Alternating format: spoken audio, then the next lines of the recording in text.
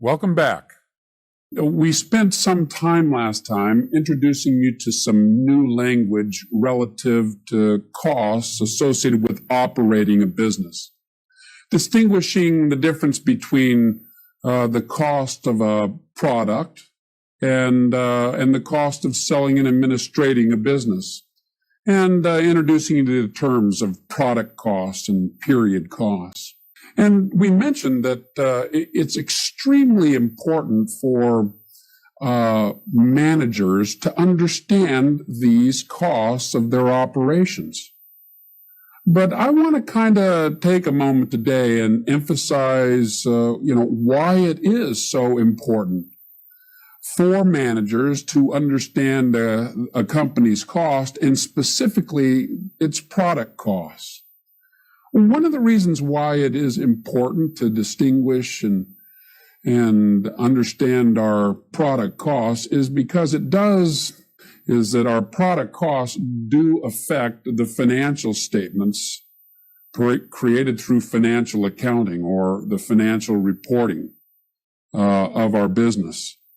The reason for that is because product costs are reflected first as an asset. The cost of our product is our inventory cost, and it's reflected as an asset rather than expense, at least until the inventory is sold, at which time it's reflected as an expense. And so we are going to have to identify and distinguish the costs of our product, because we're going to need to report those costs as an asset inventory on our balance sheet when preparing financial statements, and then subsequently as that inventory is sold as part of cost of goods sold.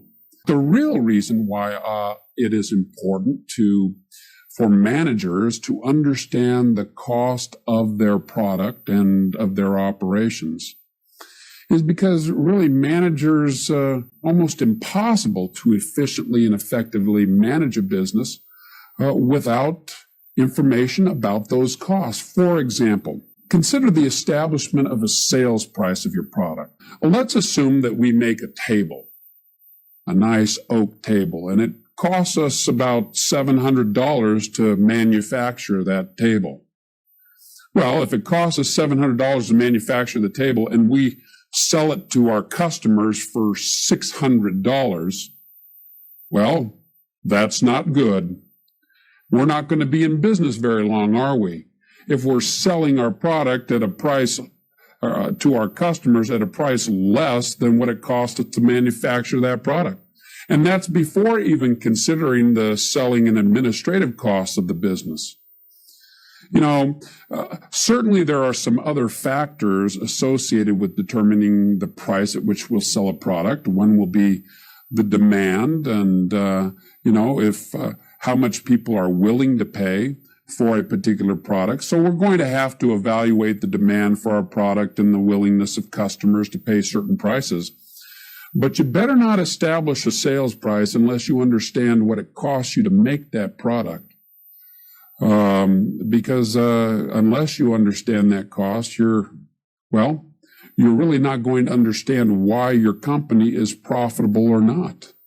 It helps you establish a sales price, and then based on that sales price, it helps you understand whether you're making a profit or not. If you don't know the cost of your business, then you're clueless about why you're doing so well, or why we're not doing so well in terms of our ultimate profitability. It's also absolutely important to understand the cost of your product in terms of how you market your products, especially if you have a variety of products. The determination of which products you're actually going to emphasize in your marketing might be very much dependent upon the cost of your product relative to the sales price of that product. And the reason why they're marketing their products in these value menu format is because they understand the costs of their various products, and as a result understand why or where their profitability is, and therefore have, manipulated their marketing to try and take advantage of that and to generate the greatest profit.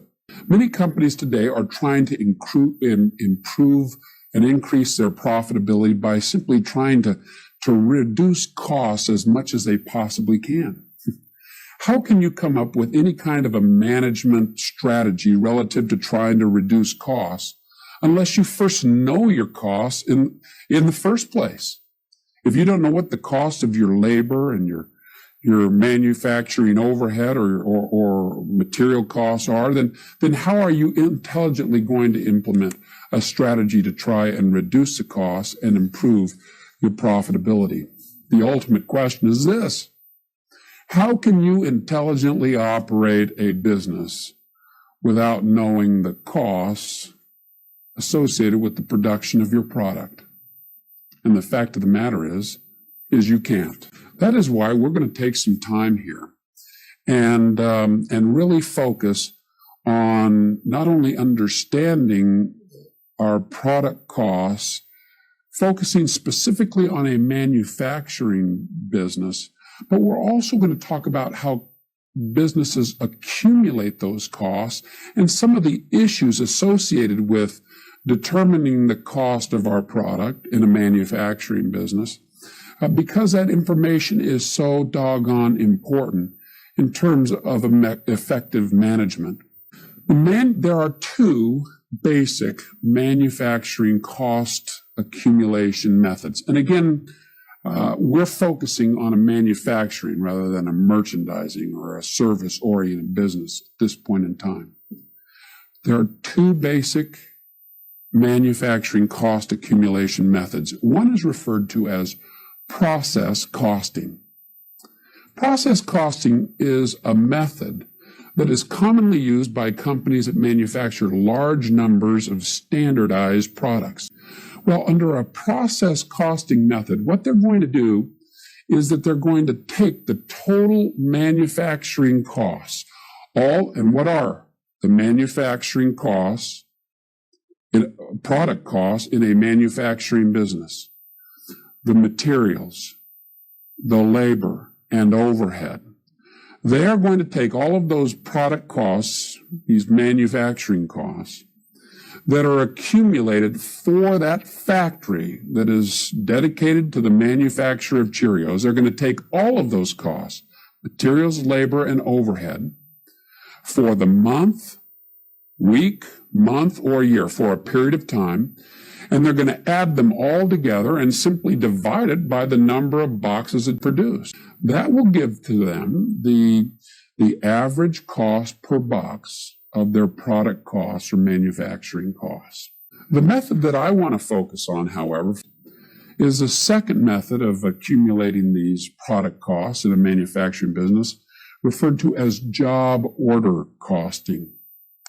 This is a method that is commonly used by companies that make a variety of differing products, where a simple averaging of total manufacturing costs of a factory or a work center over the number of units produced will not really distinguish the unique costs of the different products. Well, in this particular case, you can't really use this method of accumulating all of the costs of the manufacturing facility, all the materials, direct labor, and manufacturing overhead costs, and simply adding them up and then dividing by the number of units of manufactured product, because the products are different and may have different costs associated with it. I mean, if you took all of the costs and simply divided it by the fact that we made 1,000 units of furniture, some chairs, some tables, some sofas, and said, well, the average cost of our manufactured product, furniture,